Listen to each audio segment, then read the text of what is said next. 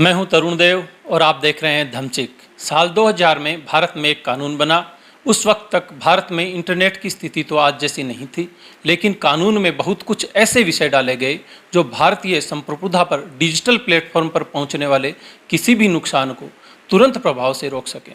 साल 2000 में बने आईटी कानून में एक विशेष धारा है 69A, जिसके अंतर्गत भारत की संप्रभुता, सुरक्षा और एकता के मद्देनज़र अगर सरकार को लगता है कि वो किसी डिजिटल प्लेटफॉर्म की गतिविधियों को रोके, तो वह किसी भी डिजिटल कंटेंट और उसके हैंडलर सोर्स को आम लोगों के लिए ब्लॉक कर देने का ऑर्डर दे सकती है।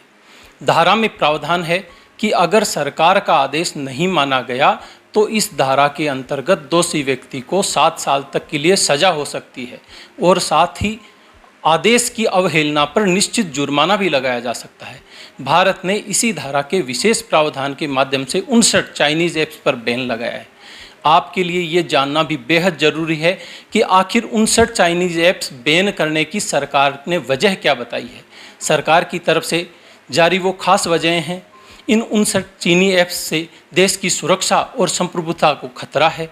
130 करोड़ भारतीयों की गोपनीयता और जानकारी को खतरा है, जिसकी सरकार को लगातार शिकायतें भी मिली थी।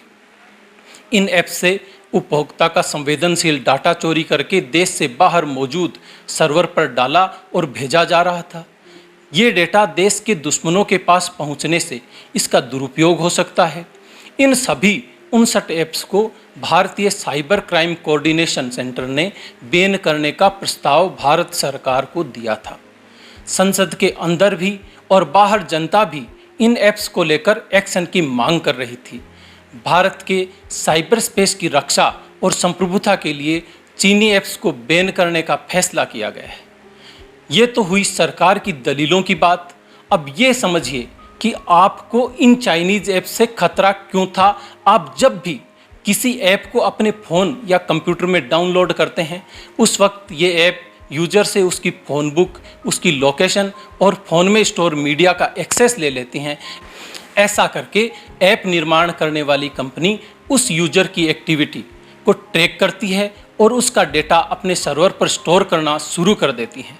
यूजर का यही डेटा बाद में वो किसी से भी शेयर कर सकती हैं, जैसा कि इस मामले में हो रहा था। ये सभी ऐप चीनी सरकार से भी आपका डेटा शेयर कर रहे थे। नामी ऐप्स कौन कौन से हैं जिन पर बैन लगा है, आज हम आपको ये समझाएंगे कि चीन के ये ऐप जिन्हें आप बड़े शौक से यूज करते हैं, उन्होंने भारत को कितना आर्थिक नुकसान पहुंचाया है और आपने चीन को अरबों रुपए का फ़ायदा दिया। चीन भारत से कितना पैसा कमाता है जिसे बाद में भारत के ही खिलाफ इस्तेमाल किया जाता है, और दूसरी तरफ हमने चीन को आर्थिक रूप से संपन्न बनाया।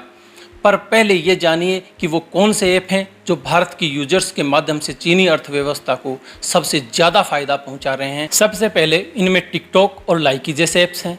हेलो और शेयरइट जैसे सोशल मीडिया ऐप्स भी हैं जिन्होंने आपके माध्यम से चीन का खजाना भरा।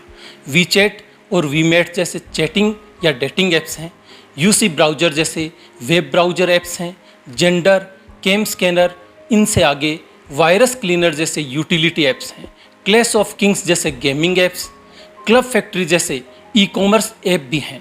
अकेले यूटिलिटी कैटेगरी के 22 ऐप्स भारत सरकार ने बैन किए हैं। अब इनकी कमाई का हिसाब किताब आपको बताते हैं। सबसे पहली बात कि टिकटॉक जैसे अकेले ऐप जो दुनिया भर में 150 देशों में 39 भाषाओं में मौजूद हैं, जिसमें से भारत में ये भारत की ही 14 भाषाओं में मौजूद था, यानी देश के हर हिस्से में इसने अपना कब्जा जमा लिया था। सिर्फ मई के महीने में ही टिकटॉक ने दुनिया भर से 1700 करोड़ रुपए कमाए। दुनिया भर में टिकटॉक के 200 करोड़ उपभोक्ता मौजूद हैं, लेकिन अब आप इनमें से 30% घटा दीजिए, क्योंकि 61 करोड़ भारत के लोग बैन लगते ही इससे बाहर हो गए। अब आप अंदाज़ा लगा सकते हैं कि 61 करोड़ लोगों के एक झटके से बाहर चले जाने से टिकटॉक की क्या हालत हुई होगी। इसके अलावा टिकटॉक के माध्यम से टिकटॉक की कुल कमाई का 10% अब चीन को नहीं मिलेगा। मतलब चीन इसी वजह से बैकफुट पर आ गया है और इसे हिंदी में तिलमिलाना कहना ज़्यादा जमता है। चीन को अब भारत से अकेले टिकटॉक से एक दिन में होने वाली 3.5 करोड़ रुपए की कमाई से हाथ धोना पड़ा है। भारत में 2019 में टिकटॉक ने अक्टूबर से दिसंबर के बीच 25 करोड़ की शुद्ध कमाई की थी। आप ये भी याद रखें कि न ही ये ऐप कोई टैक्स देते हैं, ना ही भारत की बुनियादी अर्थव्यवस्था को मजबूत बनाने में इनका कोई योगदान है। यानी आपकी ऊर्जा और पैसे दोनों का नुकसान करके चीन ने कमाई की। चीनी कंपनी बाइटडांस ने इस ऐप से इस तरह के रिस्पॉन्स की उम्मीद नहीं की थी। भारत में कुल 80 करोड़ इंटरनेट उपभोक्ता हैं, जिनमें से 61 करोड़ लोग टिकटॉक चलाते रहे। सोचिए कि तकरीबन हर भारतीय जिसके पास स्मार्टफोन है उसने चीन को जमकर कमाई करवाई। भारत में इसकी लोकप्रियता का एक कारण ये भी है कि भारत के इंटरनेट यूजर्स में से 50% 25 साल से कम उम्र के हैं, यानी 40 करोड़ युवा। चीन ने युवाओं को ही टारगेट किया और 21 करोड़ बड़ी उम्र के यूजर तो उसे बोनस में ही मिल गए। भारत के डिजिटल सेक्टर में चीन का 5% निवेश है, जो कहने में 5% लगता है, लेकिन असल में अरबों रुपए का निवेश है। चीन ने OTT प्लेटफॉर्म, सोशल मीडिया और ऐप्स में सबसे ज़्यादा भारत के स्टार्टअप्स को निवेश के लिए टारगेट किया और सफल रहा।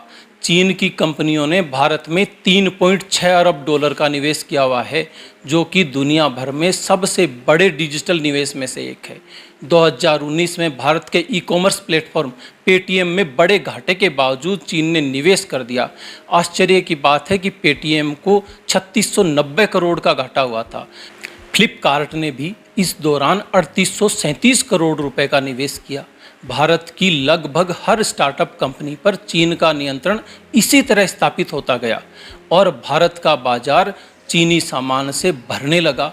चीन ने कोई ऐसा सेक्टर नहीं छोड़ा जहां उसका कब्जा ना हो। खिलौने से लेकर कार तक हर जगह चीन ने कब्जा कर लिया। 2012 से 2019 तक चीन ने भारत में इतना निवेश किया कि कोई भारतीय कंपनी खुद के बल पर खड़ी न हो सके। भारतीय मोबाइल कंपनियों ने कोशिश की, पर हमने खुद ही उन्हें इस दौर से बाहर करने में कोई कसर नहीं छोड़ी और जमकर चाइनीज़ मोबाइल खरीदे। चीनी कंपनी टेंसेंट, जो गेमिंग और ई-कॉमर्स में सक्रिय है, उसने भारत के ही 15 स्टार्टअप में 2 अरब डॉलर का निवेश कर रखा है। यानी हम किसी भी सूरत में चीन को कमा कर देंगे। इसके अलावा सुनवेई कैपिटल में Zomato, Meesho messaging app, share chat और क्रेजीबी जैसे ऐप शामिल हैं। मतलब भारतीय कंपनीज चाइना के लिए अपरोक्ष रूप से कमाएंगी। सुनवेई कैपिटल ने 17 भारतीय कंपनियों में 12.9 करोड़ डॉलर का निवेश किया हुआ है। चाइनीज़ कंपनी हिल हाउस ने भी भारत के स्टार्टअप में 165 करोड़ डॉलर का निवेश किया है, जिसमें स्विगी, उड़ान और क्रेड समेत 7 कंपनियों में ये निवेश है। पहली बार भारत के लोगों ने इस बार चीन की कमर तोड़ने वाले काम किए हैं। वो आंकड़ा भी हम आपको दे रहे हैं। मई से जून में टिकटॉक पर सक्रिय 85 लाख भारतीय लोगों ने टिकटॉक को छोड़ दिया। इसके बाद पबजी को 56 लाख लोगों ने इन्हीं 2 महीनों में छोड़ा। हेलो ऐप को 57 लाख लोगों ने और बीगो लाइव को 8 लाख हिंदुस्तानियों ने छोड़ा। इसके बाद इन पर भारत सरकार की डिजिटल स्ट्राइक हुई और ये बैन हो गए। चीन की बौखलाहट लाजमी है, क्योंकि भारत से उन्हें इतने बड़े नुकसान की उम्मीद नहीं थी। साथ ही खबर ये भी है कि सरकार और बहुत सारे ऐप भी बैन कर सकती है। भारत का हर आदमी लोकल के लिए वोकल हो सकता है, और ऐसा होने पर क्या होता है, चीन उसका सबसे ताज़ा और बड़ा उदाहरण है। आगे की ताज़ा खबरों के लिए हमारे साथ जुड़े रहिए। चैनल को लाइक करें, सब्सक्राइब करें और धमचीक मचाते रहें।